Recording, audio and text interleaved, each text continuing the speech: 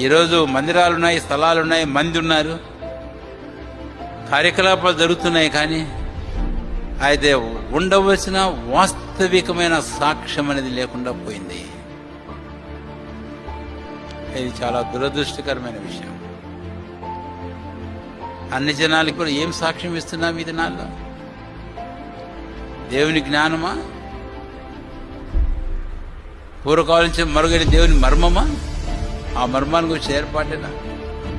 శోధింప సిగ్గుగాని క్రీస్తు ఐశ్వర్యమేనా? ఇంకా ఏం పోతుంది? ఇదేనా? లేకపోతే దీనికి ఇది కాకుండా ఇంకేదైనా పోతుందా?